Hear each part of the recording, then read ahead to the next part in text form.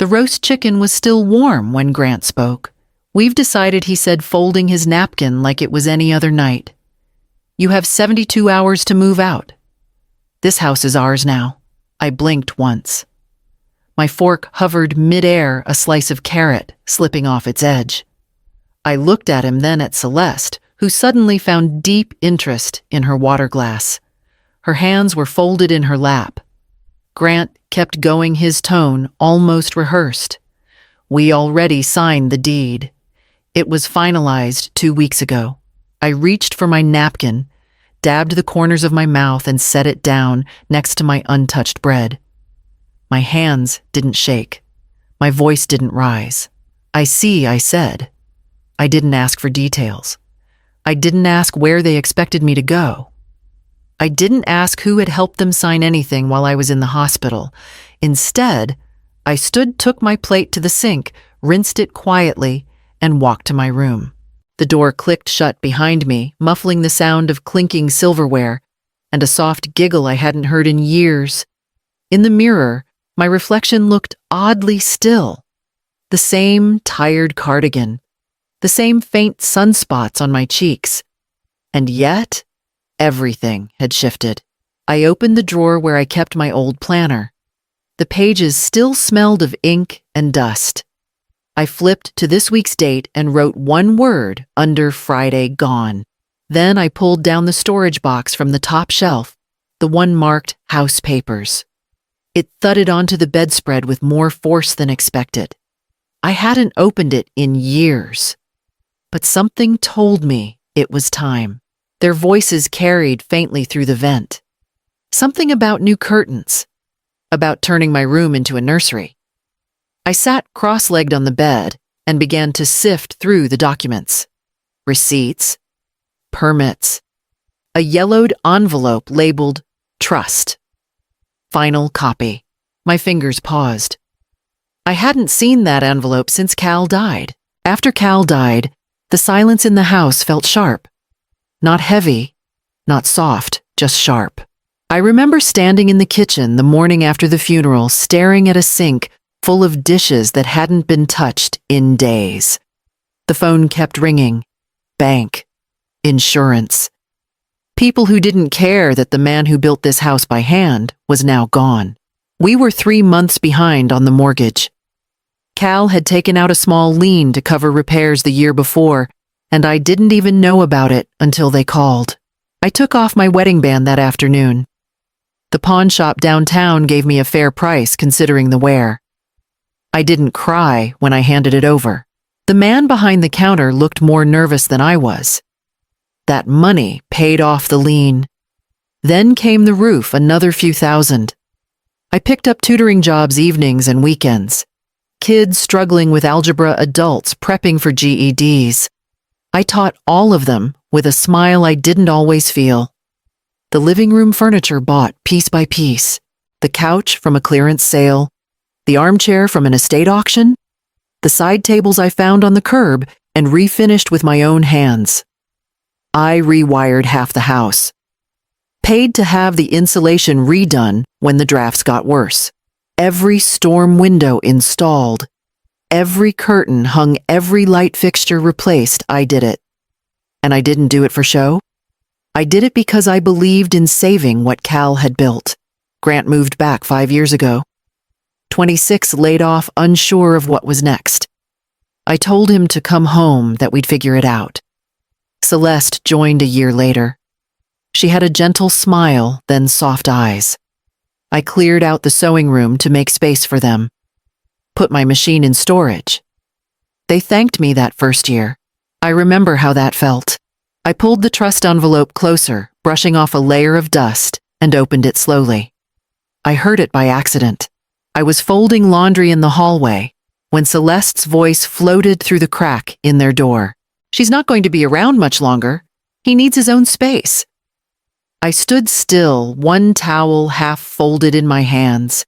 Her tone was casual, not cruel, just certain. Like I was already gone, already faded from the picture. In the weeks leading up to that dinner, small things had shifted. Celeste started calling the dining room the project room, and invited people over for what she called planning sessions. I wasn't told what they were planning, only asked to keep the noise down. Grant stopped saying thank you for the meals, for the laundry, for the roof over his head. One afternoon, I found a receipt on the counter, $800 for guest bathroom renovations. I hadn't approved anything. My own bedroom door had started sticking that month. I mentioned it twice. No one looked up. The fridge had been reorganized. My containers pushed to the back. Labels on shelves I didn't write. Celeste moved my gardening tools out of the mudroom into the garage, then locked the garage when I wasn't looking. It was as if I was slowly being erased in pieces too small to argue. Even the thermostat was changed lower than I liked, always to save energy. I bought a space heater for my room. I kept giving my space my patience, my silence, because I told myself this was what family did. They were rebuilding, starting over. I didn't want to be the weight that made them sink. But that night, after hearing Celeste on the phone, something in me shifted. It wasn't that they didn't see me. It was that they didn't think they had to. I set the folded towels on the bed, walked down the hallway, and opened the trust document again. My eyes scanned the pages, slowly searching for the line I thought I remembered. I didn't sleep that night. The words I'd heard through their door replayed until they blurred into noise. By 3 a.m, I gave up trying to rest. The house was silent, except for the hum of the refrigerator and the soft rattle of the heater vent. I went to the laundry room, where the old filing cabinet sat beneath a stack of folded linens. Cal had kept everything in there: warranties, insurance forms, property papers. I hadn't opened it since the year after he died. The drawer stuck halfway, the metal groaning as I pulled harder. Folders slid forward, their edges frayed from years of handling. One of them caught my eye: Property Trust, Holt Residence. I brought it to the kitchen table, turned on the small light over the stove, and started flipping through the pages. The first few were familiar: the trust agreement, Cal's will, the amendment we'd signed when Grant was in college. But near the back, a newer sheet appeared. The paper was brighter, the ink still sharp. My name, Maren Holt, sat neatly above a notary stamp. Only it wasn't my handwriting. The tail on the R curved wrong, the loops in the E were too tight. It looked practiced, careful, but off by just enough for me to see it wasn't mine. The notary stamp was from a town I hadn't visited in years, 2 counties away. The date at the bottom stopped my breath exactly 2 weeks ago. The same week I'd been under anesthesia, having a small cyst removed. I traced the signature with my fingertip. My own name, borrowed, stolen, used. Someone had signed my house away while I lay in a hospital bed, trusting them to feed my cat and water my plants. I sat there for a long time, the papers spread across the table, the clock ticking toward dawn. By the time the first light touched the windows, I knew exactly what I had to look for next: the clause Cal had insisted on adding all those years ago. Cal never liked loose ends. He didn't trust banks much, didn't trust lawyers either, but he trusted paper. The kind you could hold, notarize, file in triplicate. He said once, sitting on the porch with a pen between his teeth, "People forget promises. Ink doesn't." It was his idea to put the house in a trust. If anything happens to me, he'd said, "No one changes this without your signature." I'd nodded, half listening at the time. I thought we had years, but he'd done it anyway. I remember signing those papers at the county office, him triple-checking every line, asking the clerk to make a second copy for our records. I hadn't thought about that day in a long time. Now I flipped carefully through the yellowed pages until I found it, page 6, 3rd paragraph down. No transfer or conveyance shall be valid without the explicit written approval of both trust holders or the surviving spouse. I read it again, slower this time, then again. My name was the only one remaining, and I had not approved anything. The forged signature meant nothing. The notary from 2 counties away meant nothing. They had tried to take the house from me using my name. but they'd missed the part that mattered most. It was still mine. I leaned back in the kitchen chair, let the weight of it settle. Not relief exactly, more like clarity. The trust was valid. Their transfer wasn't. I didn't cry. I didn't tremble. I just reached across the table and pulled my laptop closer. The printer, still dusty from disuse, blinked to life. I printed 3 copies of the clause and placed one in an envelope. The other 2 I folded neatly and slipped into my bag. It was time to make a phone call.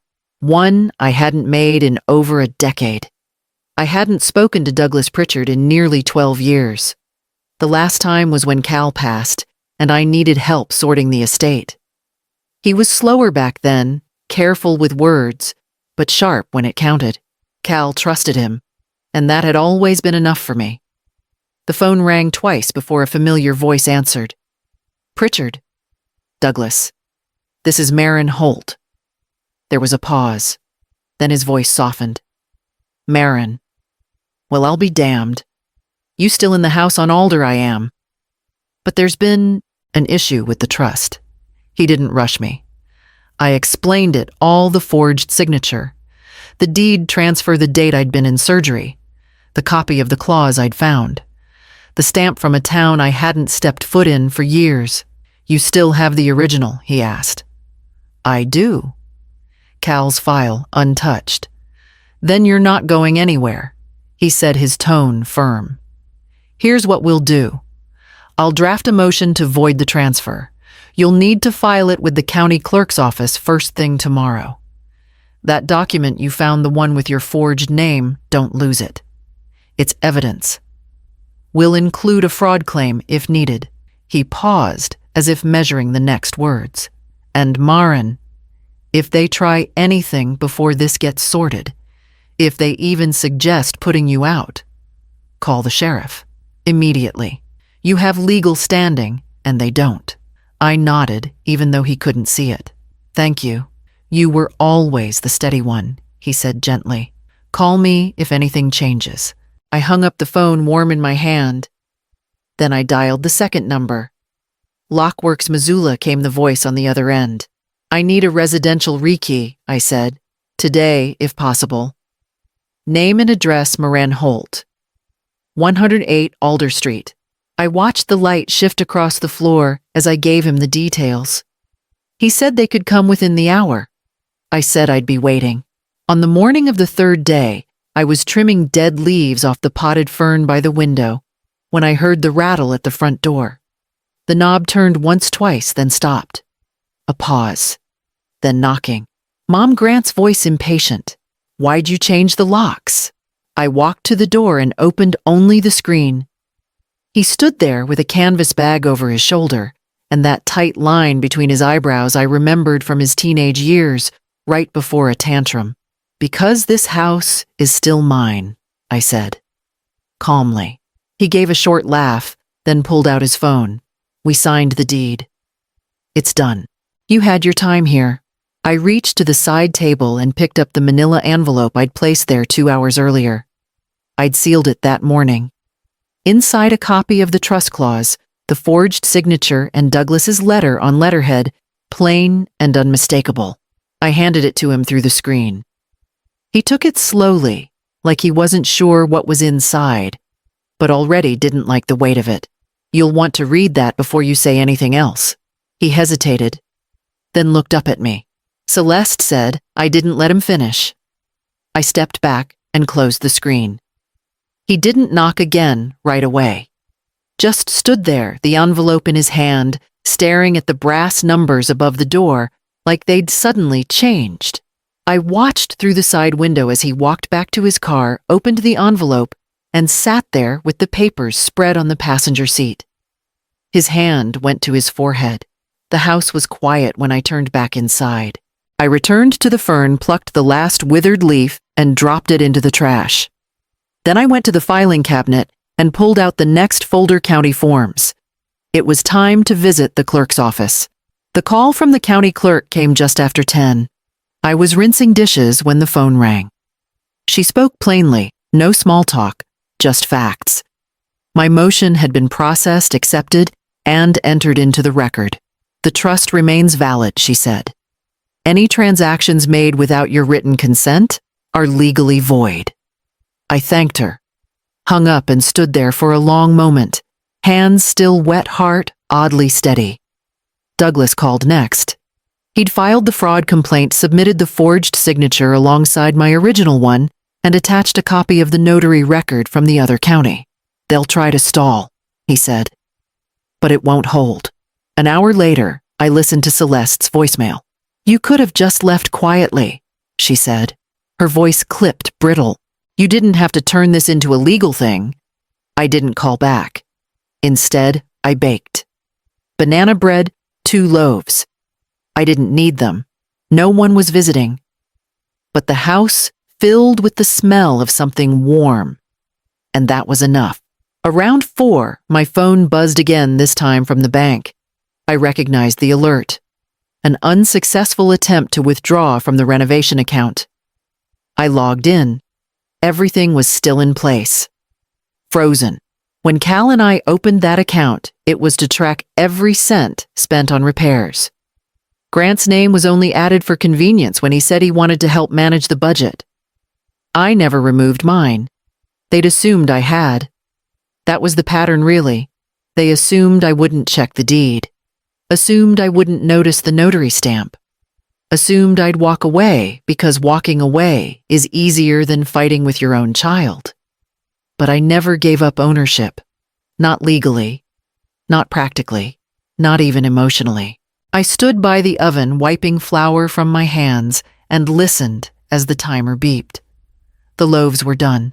By the time they cooled, I'd already placed the county receipt and fraud documents into a fresh folder. Tomorrow, I would meet with the clerk again. But tonight, I sat at the kitchen table and began listing everything I had paid for in this house. They didn't slam the door when they left. It was quieter than I expected, just the scraping of chair legs, the shuffle of boxes, and the occasional thud when something didn't fit quite right in the back of Grant's car. Celeste never looked at me. Grant did once when he dropped a box of books and bent to pick them up. He opened his mouth, closed it, and went back to packing. No lawsuit, no shouting, no apology. Just 2 days of slow removal. I didn't offer to help. I stayed out of the way in the kitchen or upstairs, listening to the soft rhythm of things ending. When the last of their bags were gone, the silence that followed wasn't sad. It wasn't angry. It was space. I walked the house slowly, my footsteps soft on the hardwood floors. The guest bathroom still smelled like the tile adhesive they used. Celeste had picked gray grout. It looked fine, cold, but fine. In the master bedroom, the comforter was still folded at the foot of the bed. I hadn't used that room since Grant and Celeste moved in. I opened the closet, saw my old dresses hanging there untouched. I carried my clothes back from the guest room and set them in the drawers where they used to be. I placed my reading lamp on the bedside table, plugged it in, and turned it on. The room warmed immediately. That evening, I made a cup of tea and stepped onto the porch. The swing creaked gently beneath me as I settled in. I'd thought about replacing it last spring. The wood was fading, the paint chipped in places. But tonight, it felt just right. It wasn't perfect, but it had lasted. I leaned back, watching the last of the light stretch across the yard, and felt something loosen in my chest. Later, before turning in, I checked the folder one last time. The final papers were ready. The name on the deed would be corrected by next week. 3 months passed quietly. The kitchen walls are sage green now. I painted them myself over 2 slow weekends. The brush strokes were uneven at first, but I didn't mind. No one stood over my shoulder telling me what color I should have picked. No one sighed when I left the paint tray out overnight. My utensils stay where I put them. My spices, my mugs, my tea bags untouched, except by me. I started volunteering at the library on Tuesdays and Fridays. Mostly shelving books, sometimes helping the kids during story hour. It's quiet, familiar. the kind of quiet I've learned to like. The neighbor's boy Wyatt mows my lawn now. He refused payment the first time, said his dad told him I held the whole block together. I slipped him a 20 anyway. The next week he brought me a peach pie his mother made. Douglas called on a Wednesday. I was trimming rose bushes when the phone buzzed in my pocket. "It's finalized," he said. "The trust is now fully under your name. Sole owner." I said thank you. Nothing more. I didn't tell Grant. There was nothing left to say, and I wasn't interested in starting another conversation that ended in silence. This wasn't revenge. It wasn't pride. It was peace. I closed the joint renovation account last week. The teller asked if I wanted to keep the history. I told her no. I opened a new account under just my name. It felt clean. There's a small envelope on my dresser now with the title documents. Not in a safe, not hidden away, just resting where I can see them. I made soup tonight, the kind Cal used to like. Turned on the radio, let it play all the way through without anyone asking to change the station. After dinner, I stood in the middle of my kitchen, the walls warm and soft, and looked around. Everything here had been earned, and nothing in this house needed someone else's name on it to make it mine.